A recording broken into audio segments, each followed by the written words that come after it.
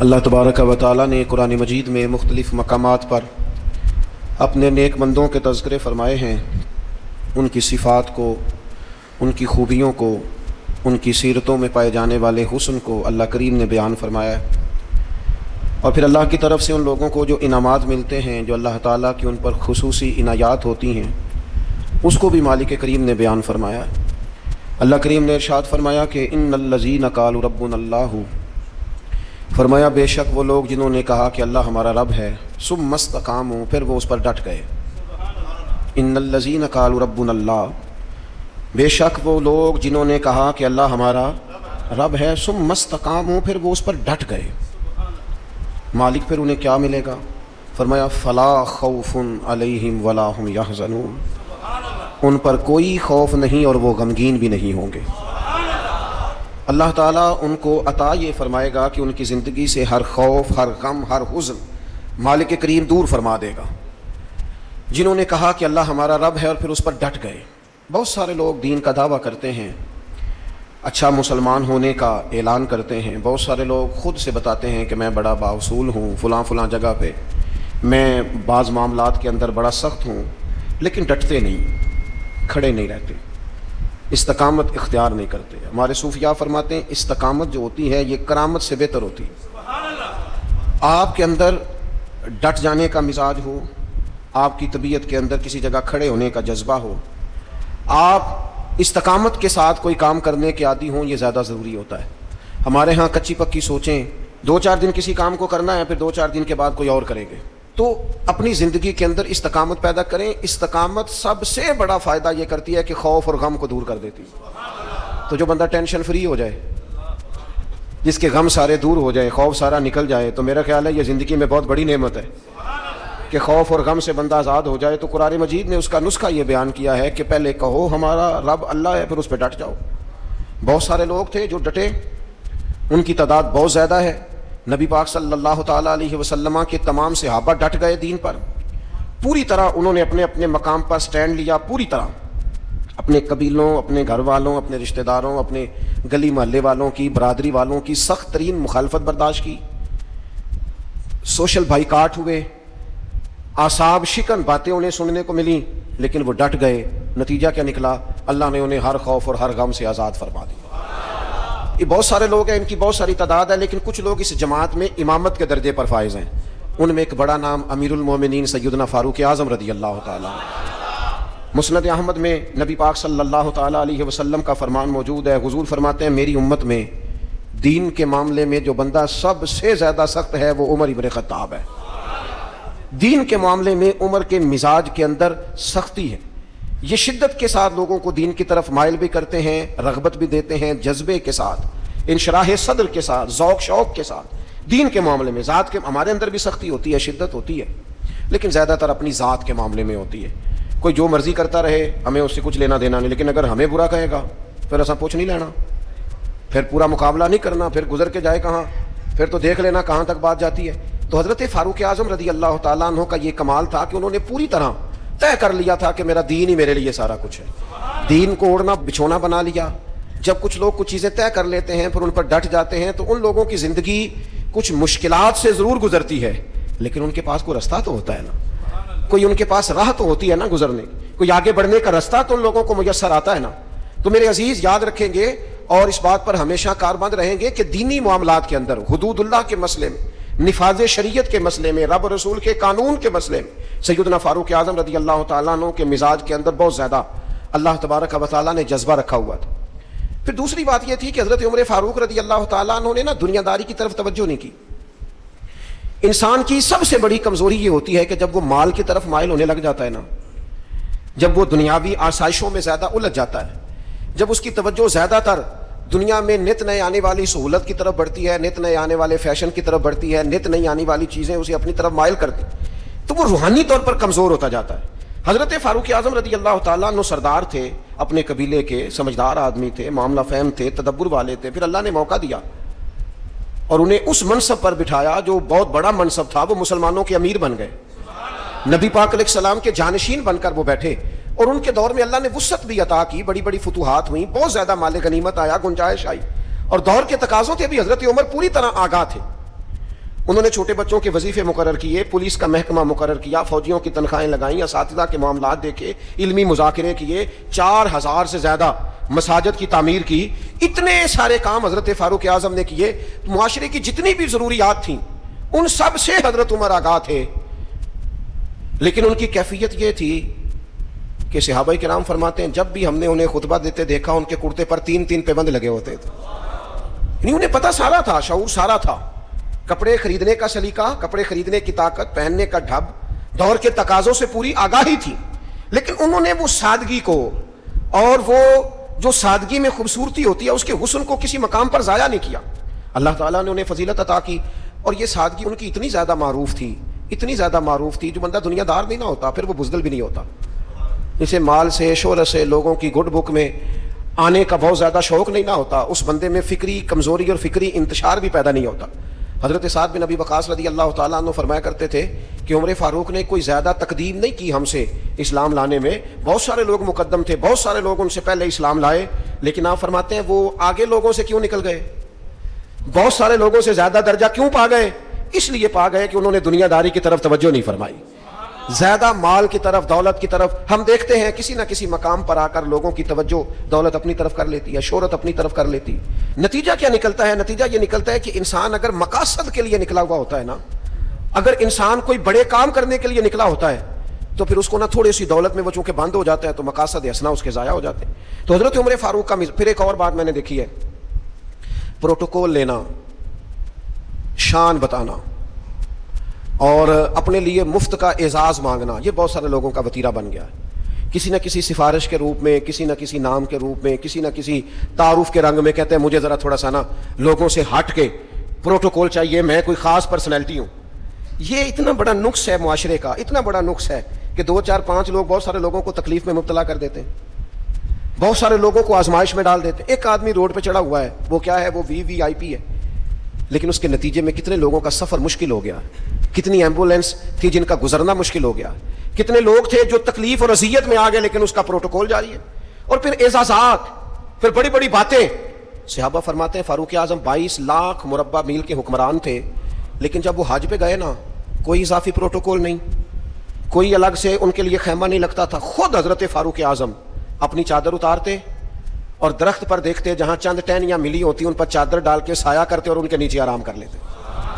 جب آپ کا پروٹوکول ہوتا ہے نا، جب آپ کا اعزاز ہوتا ہے، جب آپ کی کوئی شان ہوتی ہے، تو جن سے آپ پروٹوکول مانگ رہے ہوتے ہیں نا، انہیں آپ نے تکلیف میں ڈالا ہوا ہوتا ہے۔ خوبصورتی انسان کی یہ ہے کہ وہ کسی پر بوجھ نہ بنے، تکلیف نہ کسی بندے کو اس کی وجہ سے ہو۔ بعض لوگ آ جاتے ہیں نا کہیں تو مصیبت کھڑی ہو جاتی ہے، وہ گھر والوں سے طرح طرح کے مطالبات کرتے ہیں۔ تو سیدنا فاروق اعظم کی طبیعت میں کوئی پروٹوکول نہیں، کسی قسم کی کوئی تکلیف کسی کو دینا یہ حضرت عمر گوارا نہیں کرتے۔ پھر دوسری بات یہ تھی کہ مزاج کے اندر جو بہت زیادہ عاجزی تھی نا، جو انکساری تھی۔ بچے کھیل رہے تھے، اب بچے چھوٹے چھوٹے کھیل رہے ہیں، اور ایک آدمی جو امیر المومنین ہیں، جو 22 لاکھ مربع میل کے حکمران ہیں، وہ آ گئے حضرت عمر، تو بچے ان کو دیکھ کے دوڑ پڑے۔ کھجوریں بچے کھا رہے تھے، تو حضرت عمر قریب گئے تو ایک بچہ کھڑا رہا۔ آپ فرمانے لگے بھائی تم کھجوریں توڑ رہے تھے؟ انہوں نے کہا نہیں حضور، ہم کھجوریں نہیں توڑ رہے تھے، بلکہ جو گری ہوئی تھی وہ ہم نے اٹھا کے کھائی ہیں۔ تو حضرت عمر نے تھپکی دی۔ اب وہ بچہ چھوٹا سا کیا کہتا ہے حضرت عمر سے؟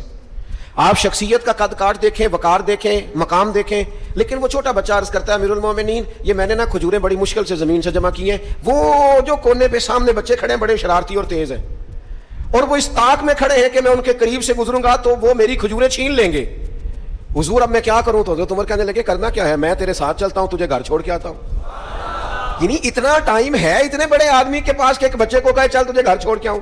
حضرت فاروق اعظم رضی اللہ تعالیٰ عنہ اس بچے کے ساتھ ساتھ چل رہے ہیں۔ کئی گلیاں گزر کر، کئی محلے گزر کر اس کا گھر آ گیا، کہنے لگے پتر اب تو گھر پہنچ گیا، مجھے اجازت ہے میں جاؤں؟ کسی جگہ مزاج میں، کسی کونے میں، کسی جگہ یہ بات نہیں پیدا ہونے دی کہ میں کوئی چیز ہوں۔ ہمارے ہاں بہت سارے لوگ ہیں 6 تو کارڈ رکھے ہوئے ہیں۔ حضرت فاروق اعظم رضی اللہ تعالیٰ عنہ کے مزاج کے اندر یہ حسن تھا، یہ خوبصورتی تھی۔ یہ خوبصورتی ہوتی ہے کہ انسان بڑا ہو پر اپنے آپ کو بڑا سمجھے نا، اس کا بڑا اونچا قد ہو لیکن وہ زمین پہ بیٹھنا پسند کرے، علمی فکری صلاحیتیں بہت زیادہ ہوں، لیکن اس شخص کا مزاج یہ ہو کہ کسی جگہ اس بندے سے مل کر انسان اپنے آپ کو چھوٹا محسوس نہ کرے۔ حضرت فاروق اعظم کے مزاج کی یہ سادگی، پھر اس کے بعد ان پر نا باتیں پوری طرح طاری تھیں۔ میں بڑی معذرت کے ساتھ عرض کروں گا، آج لوگوں نے دین کے کپڑے پہنے ہوئے ہیں، وہ دیندار نہیں ہے.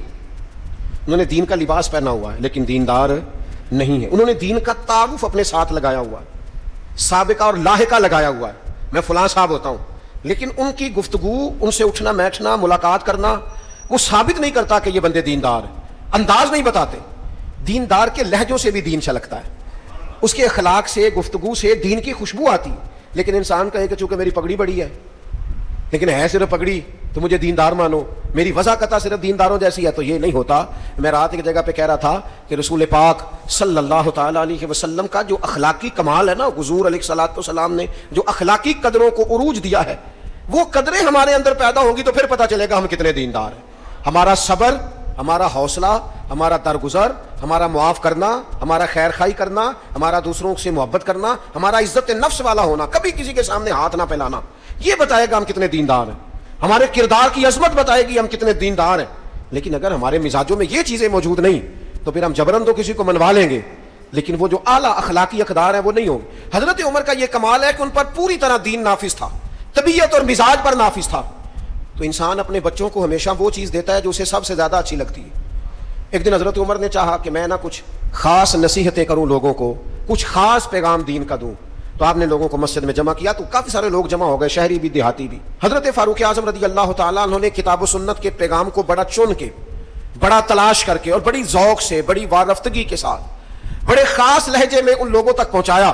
جناب عمر نے بڑے درد سے باتیں کی اور لوگوں نے سنی. گفتگو ختم ہو گئی, لوگ اپنے اپنے گھروں کو چلے گئے.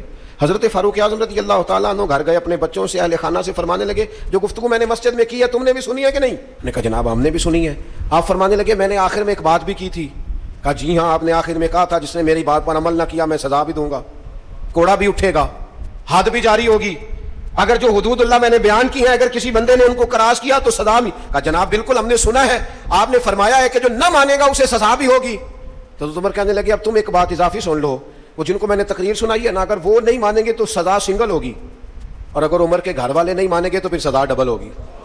تمہارے لیے سزا ڈبل ہے, تمہاری ذمہ داریاں ڈبل ہیں. اگر کسی کا دینی تعارف ہے, اگر کوئی بڑے خاندان سے ہے, اگر کوئی اپنا تعارف کسی اونچے قبیلے سے رکھتا ہے, اگر کسی کی نسبت کسی بڑی شخصیت کے ساتھ, تو اس کی تو سزا ڈبل بتا رہے ہیں جناب عمر. وہ فرماتے ہیں بھی سزا ڈبل ہے. اگر تیرا عہدہ اونچا, میں پیر صاحب کا بڑا قریبی ہوں, تو تیرے اخلاق بتانے چاہیے تو کتنا قریبی ہے, تیرے اوپر اس کا اثر ہو پتہ چل جائے گا تو کتنا قریبی ہے. میرا نیڑے بیٹھنے سے تو کوئی قریبی نہیں ہوتا, میرا 20 تصویریں ساتھ آنے سے تو کوئی قریبی نہیں ہوتا. تعلیم کا, تربیت کا, اخلاق کا, کردار کا کتنا. حضرت عمر نے فرمایا ڈبل سزا دوں گا. آج ہماری ساری نصیحتیں غیروں کے لیے, ہمارے سارے پیغامات اوروں کے لیے, اور جب ہمارے اپنے گھر کی باری آتی ہے, جب اپنے گھر میں نفاذ دین کی باری آتی ہے, تو بہت سارے لوگ جو ہیں وہ کمزور نظر آتے ہیں, بہت سارے لوگ جو ہیں وہ کچے نظر آتے ہیں. تو حضرت عمر چونکہ حدود اللہ کے معاملے میں سخت تھے. پھر ایک اور بات بھی تھی, حضور علیہ الصلوۃ والسلام نے فرمایا عمر تمام لوگوں سے دین کے معاملے میں زیادہ سخت ہے, لیکن وہ سختی جو تھی نا وہ غیر شعوری سختی نہیں تھی. ایسا نہیں تھا کہ کبھی حدود کراس ہو جائیں. ہمارے ہاں بعض لوگ دین کا دعویٰ کرتے ہیں تو ان کے مزاجوں میں اتنی شدت آ جاتی ہے, اتنی شدت آ جاتی ہے کہ وہ کہتے ہیں نہیں جی نہیں میرے سے نہیں بات برداشت ہوتی. بھائی آپ جرم کے مطابق ہی سزا دیں گے نا, جرم سے زیادہ تو نہیں نا دیں گے. آپ کسی شخص کے لیے کسی سزا کا اعلان کریں گے تو اس کی غلطی کے مطابق ہی کریں گے نا, غلطی سے 4 قدم آگے ہو کے تو آپ سزا کا اعلان نہیں کریں گے. بعض لوگ 2 قدم آگے بڑھ کے لوگوں کو سزا دینا چاہتے ہیں. بعض لوگ ایسے ہوتے ہیں جو اس معاملے میں اتنے شدت پسند ہو جاتے ہیں کہ وہ بھی زیادتی کر جاتے ہیں. حضرت فاروق اعظم رضی اللہ تعالیٰ عنہ نے دور سے ایک نوجوان کو آتے دیکھا, وہ آپ کی طرف آ رہا تھا, تو آپ فرمانے لگے یہ شخص بیچارہ تکلیف میں ہے اور کسی خاص پریشانی کے لیے ہماری طرف آ رہا ہے. وہ شخص آیا اور سیدھا حضرت عمر کے پاس آیا تو زور زور سے رونے لگ گیا. میں خاص بات کرنے لگا ہوں, یہ میرا کلام ذرا بڑوں سے ہے, بڑوں سے. ابا جی کو چاہیے بچہ جتنی غلطی کرے نا اتنا ہی ڈانٹیں, وہ پھر 6 ہفتے نہ ڈانٹنا شروع کر دیں. استاد صاحب کو چاہیے کہ جتنی بچے کی کمزوری ہے نا, مجھے پتہ ہے سب سے زیادہ کس بات سے تکلیف ہوتی ہے. آپ کے بچے نے غلطی کی ہے, آپ اپنے بچے کو ڈانٹ لیں, سمجھا لیں. آپ کسی اور کے سامنے اس کی تذلیل کبھی نہ کریں, یہ زیادتی والی بات ہے. آپ اسے رسوا نہ کریں. بتائیں کسی ایسے شخص کو جس سے آپ کو امید ہے کہ آپ کو مشورہ دے گا یا اسے سمجھائے گا, لیکن گلی گلی کھڑے ہو کے اپنے آپ کو مظلوم ثابت کرنے کے لیے اس کی توہین نہ کریں. یہ انداز درست نہیں ہے. اس سے بچوں کی انسلٹ ہوتی ہے, وہ کمزور پڑ جاتے ہیں. ہر جگہ رونا رونا میرے بچے اچھے نہیں, میں بڑا پریشان. کیا بات کر رہے ہیں آپ؟ یہ بچہ تو آپ کی کمائی ہے, اساس ہے, حسن ہے, نسل ہے, اصل ہے. اور اس قدر زیادہ تکلیف دینا، جگہ جگہ شکایتیں، جگہ جگہ باتیں. ہمارے بچے ہمارے ہیں نا، تو ان کی عزت کس کی ہے؟ کیوں ہم گلی گلی اپنے بچوں کی رسوائی کرتے ہیں؟ کیوں کمزوریاں؟ اور جن کو ہم خیر خواہ سمجھ کے بتا رہے ہوتے ہیں نا، وہ آگے جا کے مزے لے لے کے بتاتے ہیں. تو نقصان کس کا ہوا؟ ہمارا، ہمارے قبیلے کا، ہمارے گھر کا. یہ دیکھیے ذرا، حضرت عمر رضی اللہ تعالیٰ عنہ مزاج کے لحاظ سے سخت ہیں. ایک نوجوان آیا، اس نے آ کے رونا. یہ پہلو آپ نے ضرور یاد رکھنا ہے میرے سیدنا فاروق اعظم کا. ہمارے امام، ہمارے قائد، ہمارے لیڈر، رہنما، مقتدا حضرت فاروق اعظم رضی اللہ. یہ انداز ضرور یاد رکھیے گا. حضرت عمر فاروق کا یہ طبقات ابن سعد میں موجود ہے. نوجوان آیا اور آ کے رو ہی پڑا. حضرت عمر نے اس کو روتے دیکھا تو فرمایا بیٹا کیا ہوا؟ کہنے لگے حضور فلاں علاقے کے فلاں گورنر صاحب کا مسئلہ ہے. حضور مجھ سے غلطی ہو گئی تھی، میں شراب پی بیٹھا تھا، انہوں نے مجھے درے بھی مارے ہیں. پھر انہوں نے لوگوں سے کہا اس کے ساتھ میل ملاپ چھوڑ دو، کوئی اس سے بات نہ کرے. حضور مجھ سے غلطی ہو گئی، میں مانتا ہوں، پر اتنی اذیت، اتنی تکلیف، جب مجھے سزا مل گئی، کوڑے لگ گئے، تو پھر یہ الگ سے جو سزائیں مجھے دی گئیں، یہ میں حضرت عمر کی بات کر رہا ہوں. میں نے جب یہ پڑھا تھا تو میں رو پڑا تھا. حضرت فاروق اعظم نے اس نوجوان کی بات سنی. سنو میں کیا کہہ رہا ہوں. اس گناہگار کی بات سنی، اس گناہگار کی بات سنی تو حضرت عمر رو پڑے اور فرمایا بلاؤ نا ان گورنر صاحب کو. وہ بھی بڑے سمجھدار، باوقار، بڑے آدمی تھے. بلایا اور بلا کے فرمایا آپ کا اس جرم پر غصہ بالکل ٹھیک، لیکن آپ کو کس نے اجازت دی کہ آپ اسے اتنی تکلیف دیں؟ آپ نے کوڑے مار لیے جو سزا بنتی تھی، اور پھر آپ نے کیوں کر کے لوگوں سے کہا اس سے ملنا جلنا چھوڑ دیں؟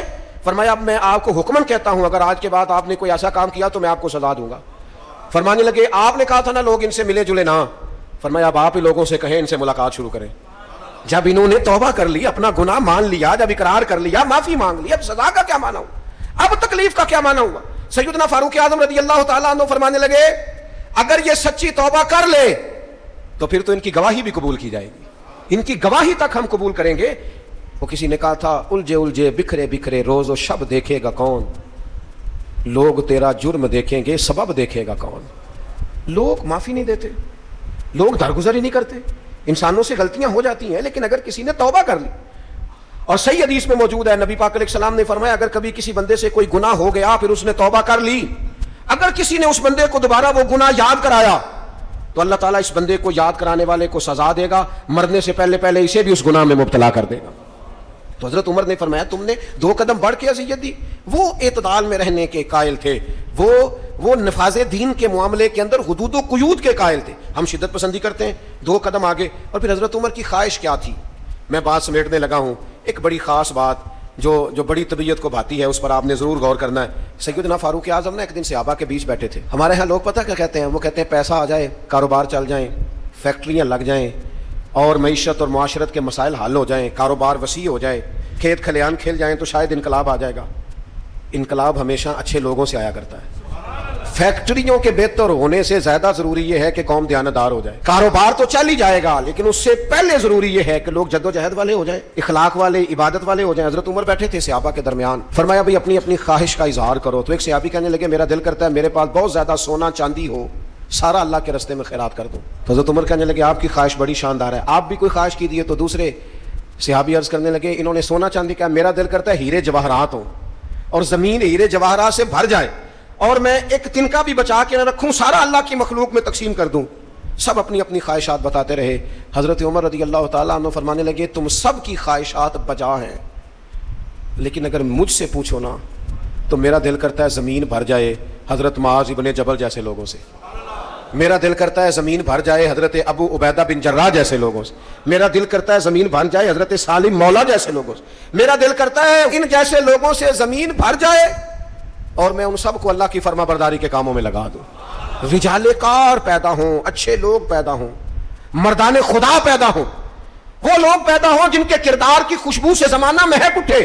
حضرت عمر فرمانے لگے میرا جی چاہتا ہے ان لوگوں سے زمین بھرے اور ان لوگوں کو ہم اللہ کی فرما برداری میں لگائیں. تو حضرت عمر نے ہمیں یہ سبق پڑھایا کہ چاندی اور سونا بڑا آ جائے، دودھ اور شہد کی نہریں بھی بہہ جائیں، لیکن اگر دیانتدار قیادتیں ہی موجود نہ ہوں، اگر قوم امانت داری سے، تقوی سے، محنت سے، جد و جہد سے آ رہی ہو تو انقلاب کیسے آئے. ہمیں سبق دیا کہ رجال کار تیار کرو، تعلیم و تربیت کے ساتھ ایسے لوگوں کو تیار کیا جائے جن کا اخلاق دین کے مطابق ہو، کردار دین کے مطابق ہو، سوچوں پہ اللہ کے خوف کا پیرا ہو، ان کی زندگی نکھری ہوئی ہو، سجی ہوئی ہو، سنوری ہوئی ہو. ایسے لوگ جب امت تیار کرنے میں کامیاب ہو جائے گی، مزاج بن جائے گا، پھر دیکھیں گے کہ انقلاب کس عظمت کے ساتھ، کس بلندی کے ساتھ آتا ہے. ان اعلیٰ کردار والے لوگوں کو تیار، اور وہ اعلیٰ کردار والے لوگ تیار کیے جا سکتے ہیں. اپنے ادارے میں تیار کیے جائیں، اپنی خانقاہ میں تیار کیے جائیں، مسجد میں تیار کیے جائیں، کچھ نہ ہو سکے تو اپنے گھر میں اپنے بچے تیار کیے جائیں، ان کو کردار کی بلندیاں اور عظمتیں سکھائی جائیں. یہ بات، یہ ابلاغ اگر آگے ہونے لگ جائے تو پھر شعوری بلندی اور شعوری پختگی آئے گی. یکم محرم الحرام سیدنا فاروق اعظم رضی اللہ تعالیٰ عنہ کا یوم شہادت ہے. کوشش فرمائیے گا اپنے اپنے گھروں میں، اپنے اپنے علاقوں میں حضرت عمر کی یاد منانے کی کوشش کی جائے، ان کا تذکرہ کیا جائے. ان کی باتیں چاند سے زیادہ ٹھنڈی، سورج سے زیادہ روشن ہیں. ان کی باتیں اللہ کے لشکروں میں سے لشکر ہیں. ان کا تذکرہ ہمیشہ خوشبودار ہے. ان کی گفتگو ہمیشہ دینی جذبہ پیدا کرتی ہے. ان کی باتیں انسان کو اللہ کی اطاعت اور فرما برداری کے قریب لاتی. حضرت فاروق اعظم رضی اللہ تعالیٰ عنہ کے تذکار جمیلہ سے، ان کی گفتگو سے، ان کی باتوں سے اپنے دل کو بھی ٹھنڈا کیا جائے اور اپنے ماحول کو بھی خوبصورت بنایا جائے. اللہ تعالیٰ ہمیں ان بزرگوں کے فیض سے فیض یاب فرمائے.